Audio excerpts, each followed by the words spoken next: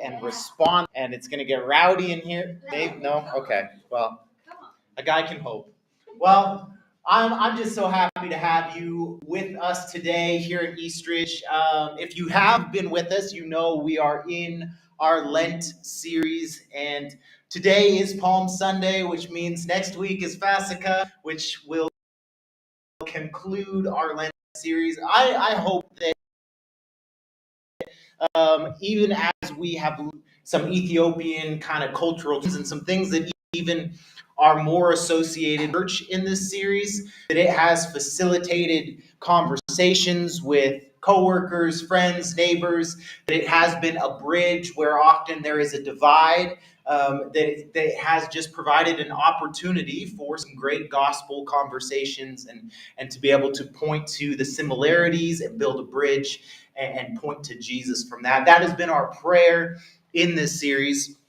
So I hope that that's happened. With today being Palm Sunday, we've kind of emphasized that throughout our time so far, but we're going to kind of shift and move forward because this year, with everything, with the transition pastorally and all of that, we made the decision a while back not to do a sicklet service. And so with that in mind, we also made the decision that today on Palm Sunday, we're going to emphasize Jesus' trial and crucifixion. So we've looked at the triumphal entry kind of as we've worked through worship, and now we're moving right along to the trial and the crucifixion. We're going to conclude together today with communion, taking the Lord's Holy Communion together. And so that is what we have to look forward to. Let's pray together, and then we'll get right into it this morning. Lord, I just thank you for your presence. I thank you that you came and that you made a way for us, and in that making of a way, we have relationship with you. We don't want to lose sight of just how important that is, how meaningful that is. God, as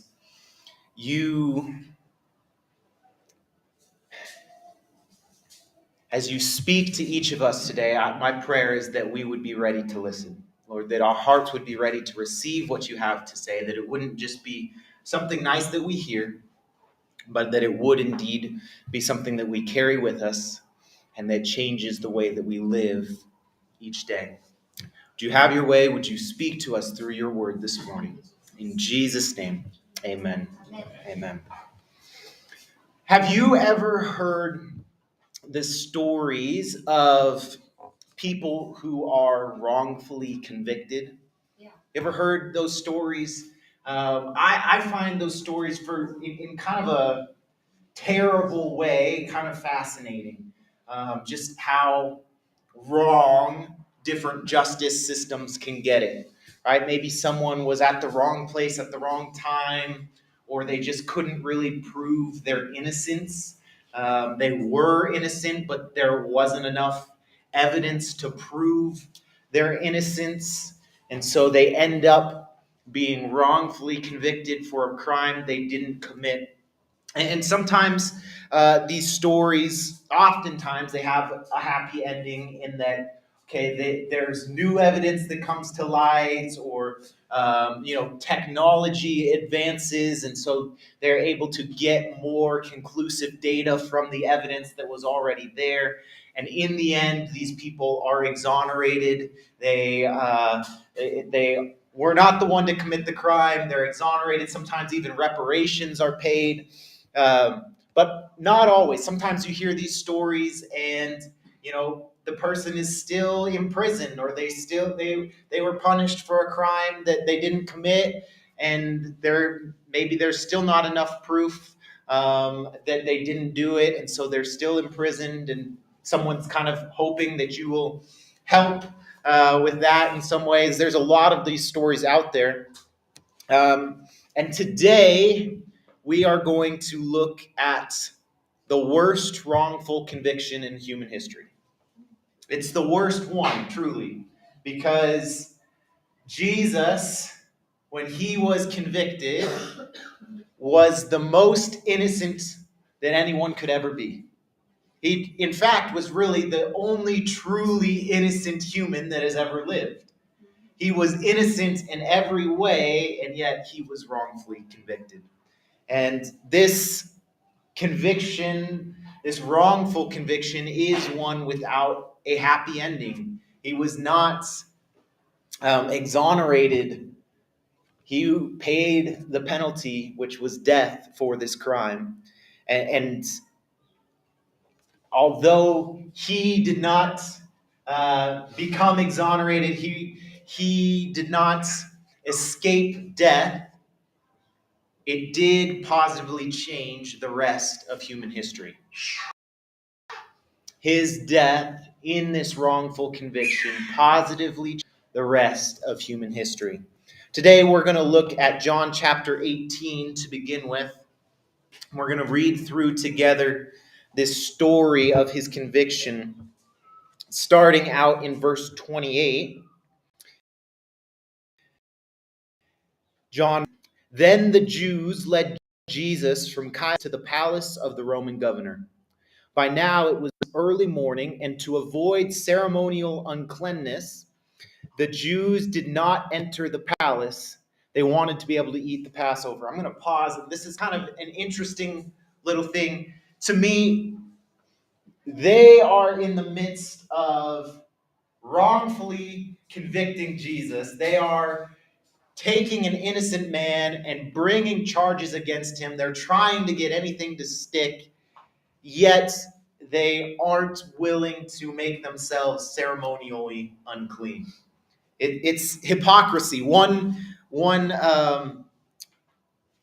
commentator said it this way: this is putrid hypocrisy. They stand upon legal defilements. In other words, they weren't willing to go into the home of a Gentile because that would make them ceremonially unclean. Yet, they don't care whether they defile their consciences with innocent blood. What is this but to strain at a gnat and swallow a camel? This is drawing on the words that Jesus spoke to the same Pharisees, saying, hey, you look great. On the outside, it looks great. You're concerned with all these little things, whether you tithe, your spices, but there's all this other stuff that's so wrong. And this is the same thing that they had been living in and walking in. They continue to be concerned with what's on the outside. Oh, we can't be ceremonially unclean and step into the house of a Gentile. But they're willing to convict an innocent man. Anyway, pick up in verse 29. It says, so Pilate came out to them and asked, what charges are you bringing against this man? If he were not a criminal, they replied, we would not have handed him over to you. Pilate said, take him yourselves and judge him by your own law. But we have no right to execute anyone, the Jews objected. This happened so that the words Jesus had spoken, indicating the kind of death he was going to die, would be fulfilled. So Pilate, rightfully, as they bring Jesus to him to be convicted, rightfully asked, what is the charge against him? And they don't even want to say. They say, well, if he wasn't a criminal, we wouldn't bring him to you. Just trust us, he's a criminal, and convict him. Really, they have already had their own trial where they were looking for anything to stick. And in Caiaphas' house, they hold this trial that wasn't actually a legal trial. They went outside of the regulations and standards that they had set up in their own law to have this trial. And they say, okay, blasphemy. He said he's the Son of God. He needs to die. And so they take him to Pilate. It's interesting because at times the Jews were willing to carry out their own executions over religious matters. They weren't really supposed to at this point in time. The Romans had told them, hey, if there's going to be an execution, basically you need to involve us as the governing force, but sometimes they would still hold stonings without kind of looping in the Roman government.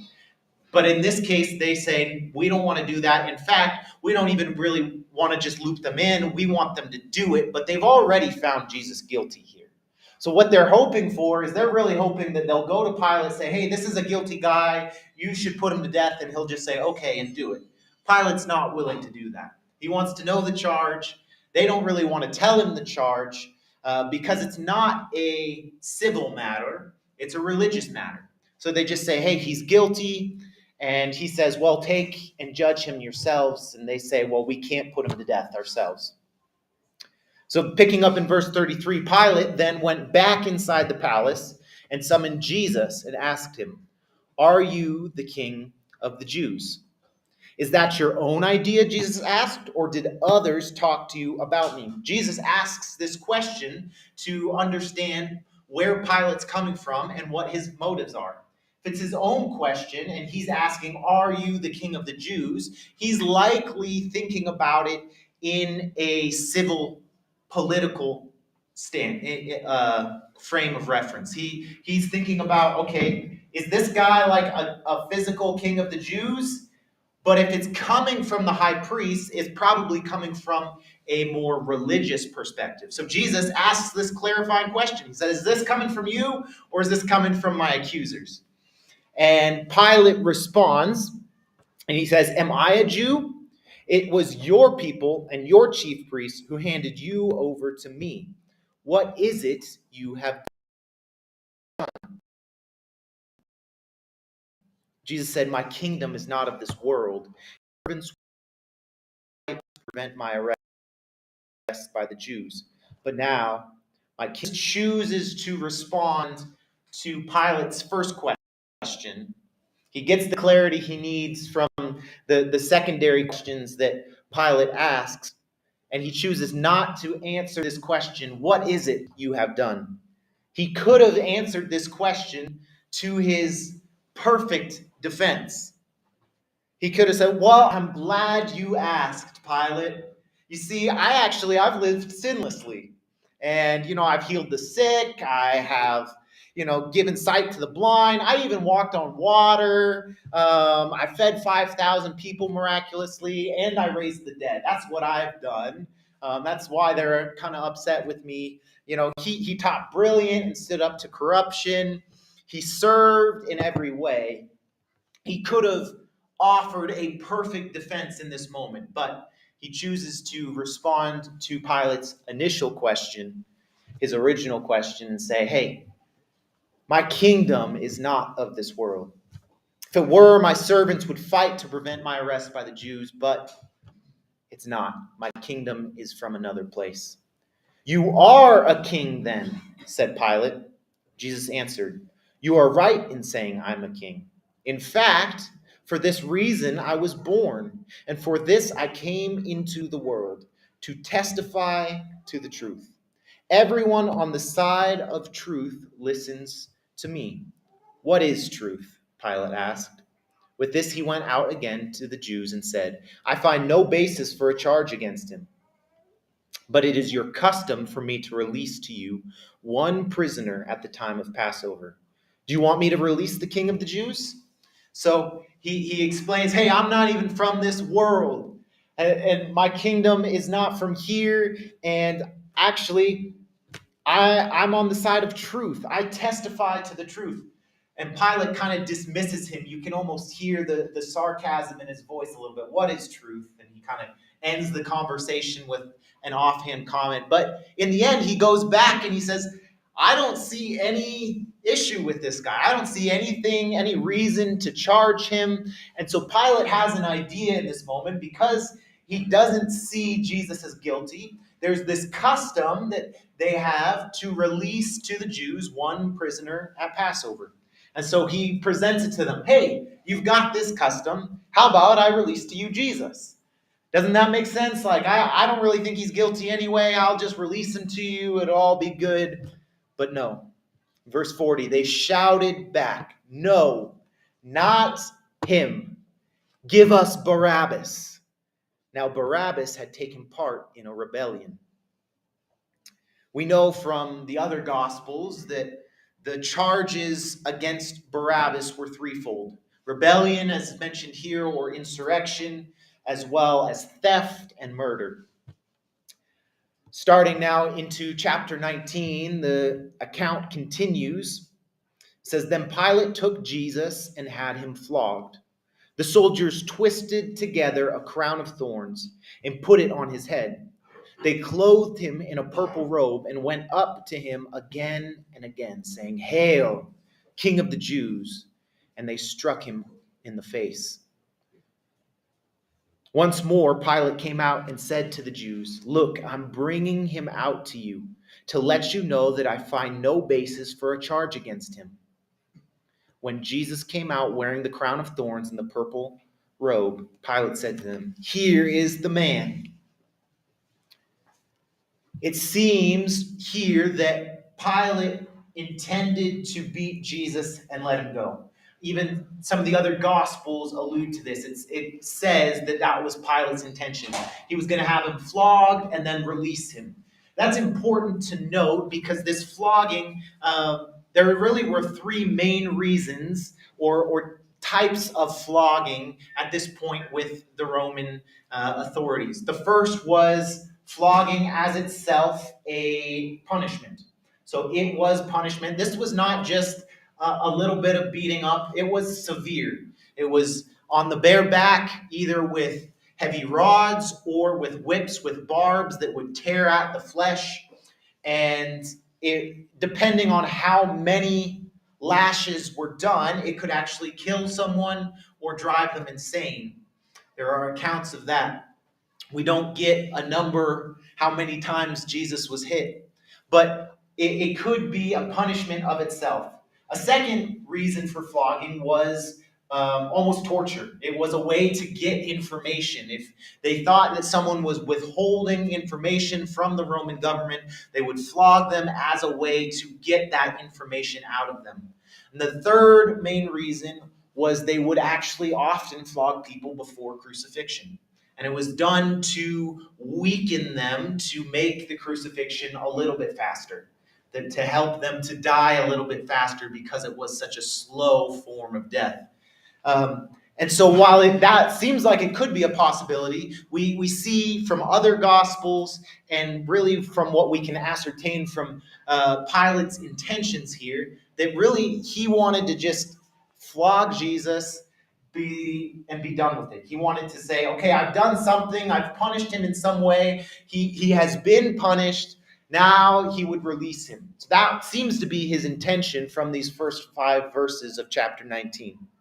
He flogs him, the soldiers beat him up a little bit more, they humiliate him, they mock him, they bring him out, and again Pilate says, look, I'm bringing him out to you to let you know I don't find any basis for a charge against him. They bring him out, and he says, here is the man. Picking up in verse 6, it says, as soon as the chief priests and their officials saw him, they shouted, crucify, crucify. We know from the other Gospels as well. Of course, we don't have time to look at all 4 Gospels in this account today, but they each give a little bit of a different perspective, so I'll continue to reference, hey, we know from the other Gospels, we see in the other Gospels a lot throughout this message, but that these chief priests stirred up the crowd against Jesus. So it says the chief priests here, but really the whole crowd was likely shouting, crucify, crucify. But Pilate answered, you take him and crucify him. As for me, I find no basis for a charge against him. I don't think this was a serious suggestion by Pilate. He wasn't actually suggesting, hey, why don't you guys just do it? I don't want to have part of this. He knew they had already told him it was not lawful for them to put someone to death. They were looking for him to do it. So this is kind of another sarcastic, offhanded, dismissive comment by Pilate. You do it. You crucify him. If you want it done so bad, you just do it yourselves. But of course, they respond. In verse 7, the Jews insisted, we have a law, and according to that law, he must die because he claimed to be the Son of God. Finally, the truth comes out.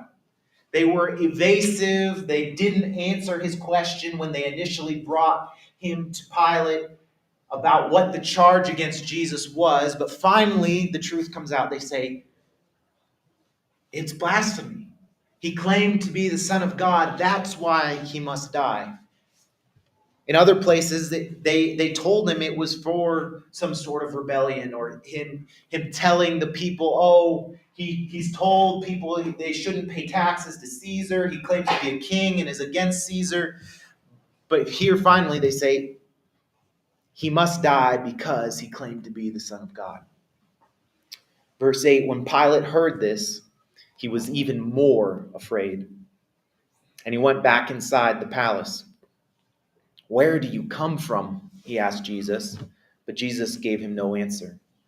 Do you refuse to speak to me? Pilate said. Don't you realize I have the power either to free you or to crucify you? Jesus answered, you would have no power over me if it were not given to you from above. Therefore, the one who handed me over to you is guilty of a greater sin.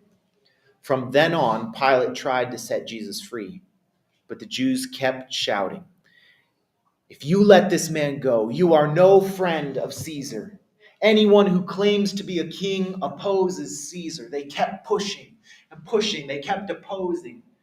It's interesting that it seems that it says here that when Pilate heard this, that from then on, Pilate tried to set Jesus free. Because it seems like he's already kind of been trying to set Jesus free.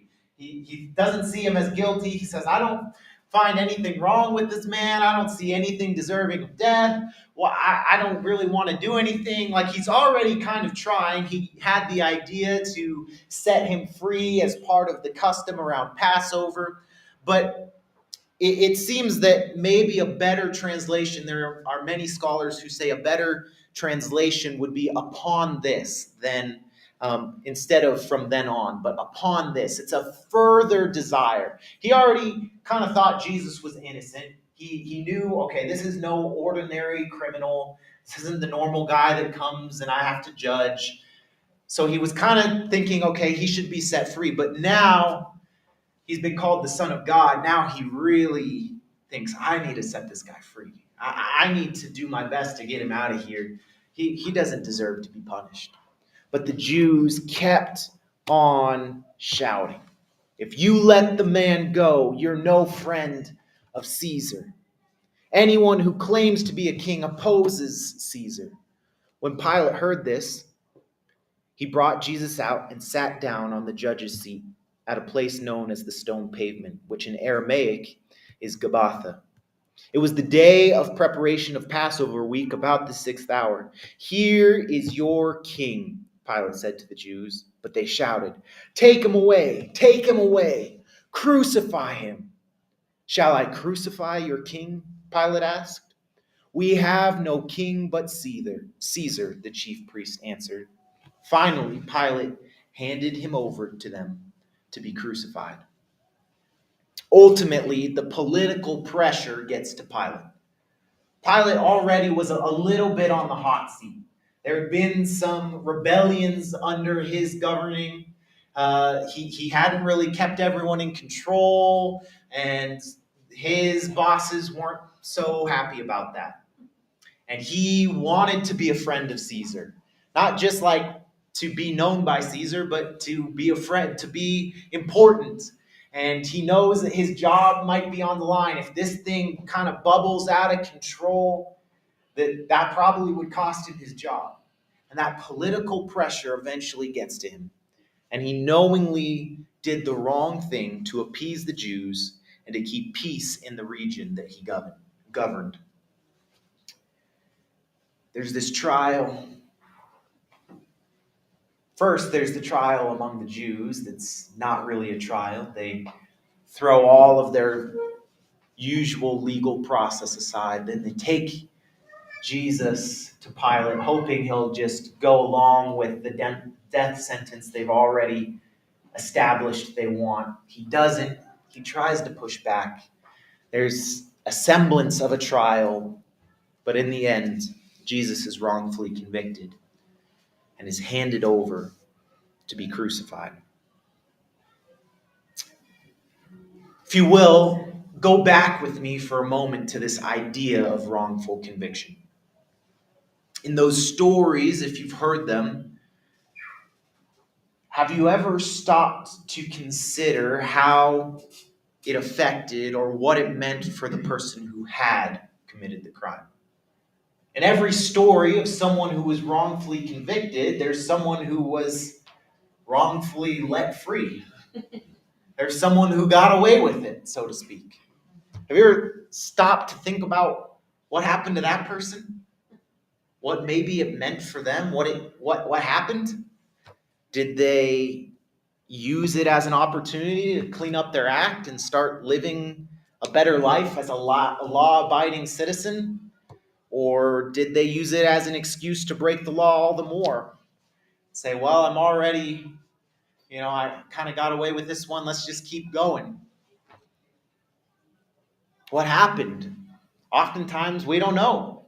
Sometimes, as part of the process, part of the reason that someone gets exonerated and they find that they were wrongfully convicted is because there is new evidence or technology advances to provide better conclusive evidence from the existing evidence. And, maybe it was the advances in DNA technology, and that led to some overturning of wrongful convictions, and then rightful convictions in their place, and those people that got away with it were caught.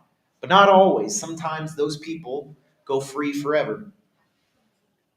The thing is that if we place ourselves in this wrongful conviction, this worst wrongful conviction that has ever been known to humanity, each of us are the person that committed the crime. We all are the lawbreakers. You, me, we are Barabbas. Let's look at Luke's account of what we just read together, this story. And as we look at this account, just focus on Barabbas a little bit. Luke 23, starting in verse 13, it's the same story, but how Luke tells it. It says, Pilate called together the chief priests, the rulers, and the people, and said to them, You brought me this man as one who is inciting the people to rebellion. I've examined him in your presence and have found no basis for your charges against him. Neither has Herod, for he sent him back to us. As you can see, he has done nothing to deserve death. Therefore, I will punish him and then release him. So in Luke's account, just before this, we see actually Jesus went to Pilate a first time. Pilate found out he was from Galilee, which was not really his region to govern. It was Herod's, so he sends him to Herod. Herod is excited to receive Jesus because he's heard about him. He hopes to see a miracle. When Jesus doesn't perform a miracle, he gets offended. He doesn't want anything to do with it.